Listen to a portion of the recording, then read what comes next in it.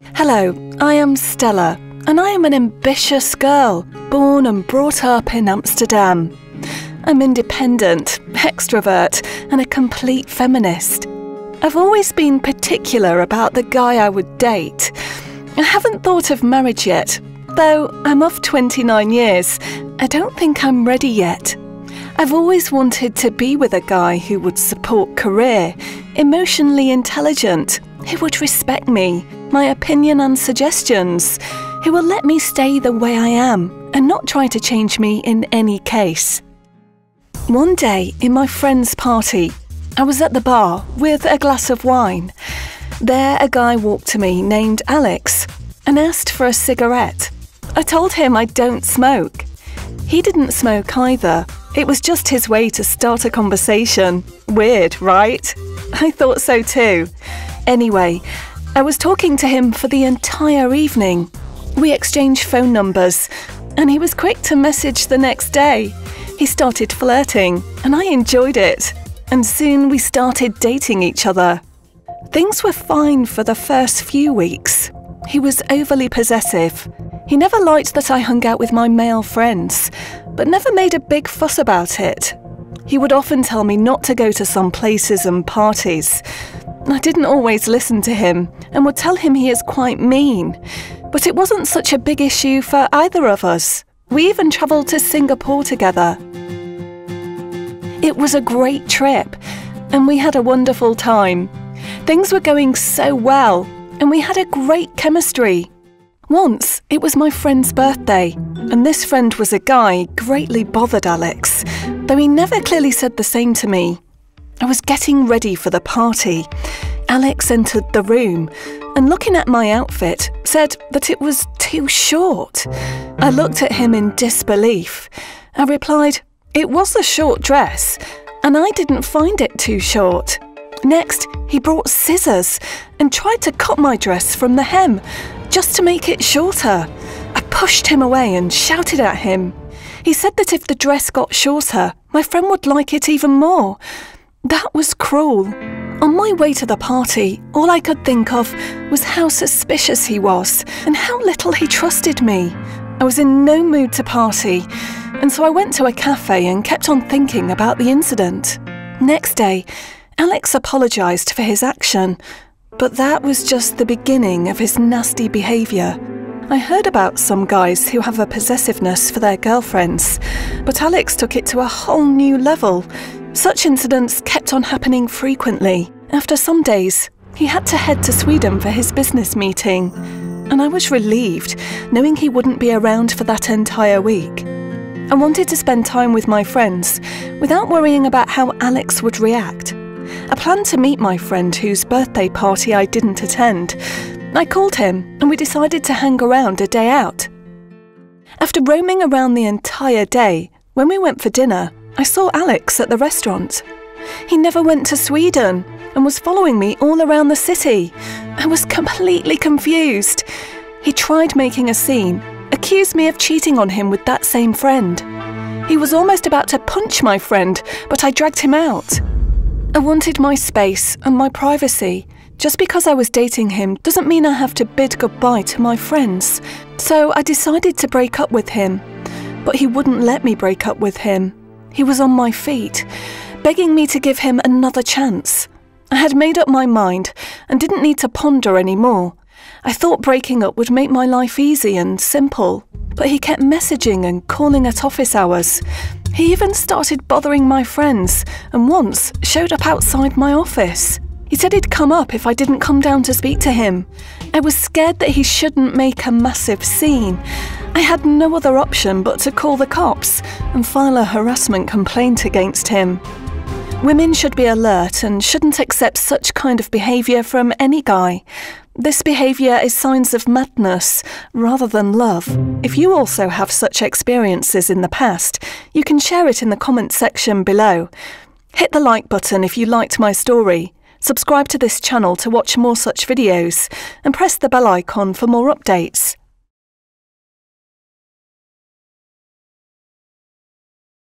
Hello there, my name's Andrew, and I'm 18 years old. I'm fair, smart, and loved by everyone in my college. girls have a crush on me. During my school days, I was popular for being a topper in studies and other curricular activities. In my list of friends, the number of girls was more as compared to boys. I was sincere in studies during my school hours. After school, I used to go to football practice and then hang around with my friends. Before the day would end, I would return back to my home and join my parents for dinner. From all of my friends, there was one of my girlfriends named Macy, who was very close to me.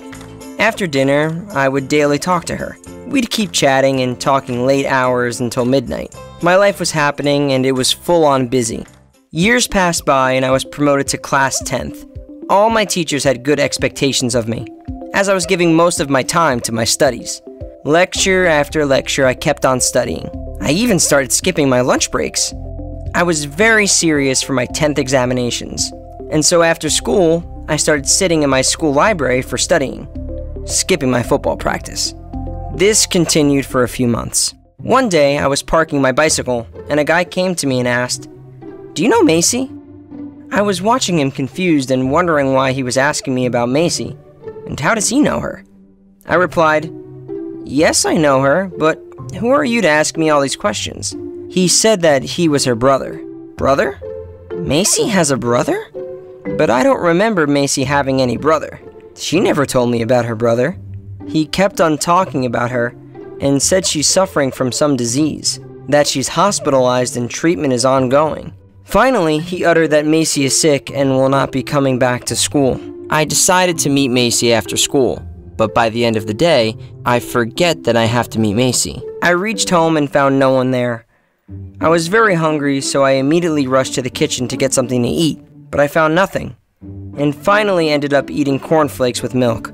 I was tired with too many lectures that day. Then I went to my room, freshened up, and jumped straight to the bed to sleep. After some time, my mobile phone started ringing. I received a call, and guess who it was talking on the other side? "Hey, I'm Macy's brother. You were supposed to visit the hospital today. Macy was waiting for you." "Hospital?" I exclaimed. "You didn't tell me she was in a hospital. You just told me she was sick." Oh gosh, that was unpredictable behavior of mine. Her brother got angry at me and disconnected the call. I kept wondering, when did he say Macy was in the hospital? And then, my home doorbell rang. I went to the door and opened it. My parents were there. As soon as they entered, my mom asked me, "What's for dinner?" I shockingly asked her, "Come again?" My mom said I told her this morning about arranging dinner for tonight. I told her, "Mom, I don't remember you telling me all of this." She said yes, she told me to arrange dinner before we come. I quietly rushed to my room, took my phone, and ordered ravioli and pasta for all of us. Then I sat on my bed worried and was thinking about what was happening since this morning. Why don't I remember anything? Then my mom came to my room and asked me why I was looking so tense. I told her everything that was happening since this morning. I also said that I should go to the doctor for a checkup, but my mom was against my decision. She exclaimed that I was fine. No need to visit a doctor. The next day in the school library, my crush Jackson came and asked me, "Let's meet today and go on a date." That moment, I was feeling so wonderful, as if I was flying in the sky. She asked me to meet her at 6 p.m. outside the school gate, and she went. I continued studying, and around 5 p.m. I got a call from my mom. That was, in fact, a reminder call. I had asked her to call me and remind me that I have to visit Macy at the hospital. I was wrapped up in everything and rushed there. I reached the hospital at around 5:45 p.m. and met Macy. She was so happy to see me. She kept on talking and she was telling me about her sickness and the experiences from the past few days. And after some time, my mobile phone rang.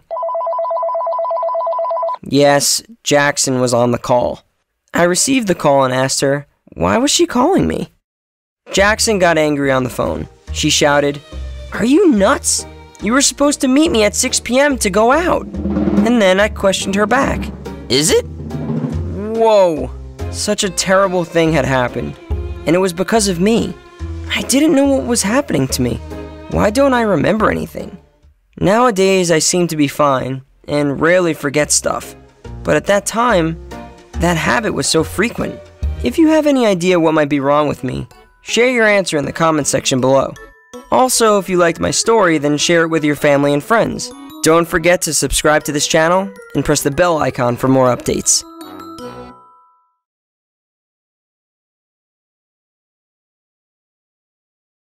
Hey there, my name is Nancy. Well, most people out there would have kissed someone and their partner would have still supported them. However, in my own case, it's a different story than you all. There was a boy named Michael, and everyone in the high school felt delighted to see him anytime. And I also felt the same thing. On that day, it was his birthday, and all the girls from the high school wished him a happy birthday. I wished him, though. He had thrown his birthday party that night and had invited all the guys and girls of high school. That same day, I was searching for a book in the library and he came over to me and asked if I had any plans for that night. I said no, without hesitation, and he asked if I could join his birthday party. At that moment, I was feeling on top of the world that the most adorable guy asked me to join his birthday party. But without showing my emotions to him, I just said, "Yes, sure, that sounds good." After school that day, I literally ran all the way home to find the best outfit to wear for that special night. I removed all my clothes from my wardrobe, took an hour to decide what attire to wear. Finally, I wore a sexy black dress and rushed to the party. As I reached the destination, I found the party to be well organized with all my high school classmates dancing on the dance floor. Few were partying on the bar, but I was yet to see Michael anywhere. So I went to the bar, got a glass of mojito, and settled down on the couch beside the bar. I was just chilling out when Michael came up to me and asked for help. He had cut his thumb and wanted help in finding first aid box. I felt maybe he wants to spend time with me because he was taking me away from the party. I was highly strung and also excited. With this feeling, I went along with my crush. We reached his room and started searching for first aid box everywhere. We searched in the wardrobe, a small cabinet, a side table, drawer, etc., but could not find it. Lost in the thought of a first aid box, we both were walking back from the opposite direction and collide with each other. We both fell onto the floor and started laughing. We started talking to each other and got to know each other better. We were having a lot of fun and I was getting infatuated on him more than before. I felt that even he had also started liking me. I pondered on the thought that we actually came here in search of the first aid box, and then we were sitting and talking for so long. I was getting loving vibes from Michael, and suddenly he started leaning toward me as if leaning in for a kiss. Without giving it a thought, I just grabbed him and kissed him on the lips. I was actually kissing my crush for real, and it was amazing. And suddenly, Michael pushed me away and said, "Hey, have you lost?" I was so embarrassed and confused. I told him, stammering, well, you leaned in for a kiss, right? Oh, no, that was a wrong assumption. He pointed behind me to reveal that the first aid box was lying under the chair behind me. He was reaching for the first aid box. It was so awkward and embarrassing for me. My ears were waiting to hear that he enjoyed it, but there was just silence. I didn't know what to do, so I ran out of the party, out of the house, and started whining. It had gone from so stupendous to such an unsuccessful love story. If you also have such experiences in the past, you can share it in the comments section below. Hit the like button if you liked my story and subscribe to this channel to watch more of such videos.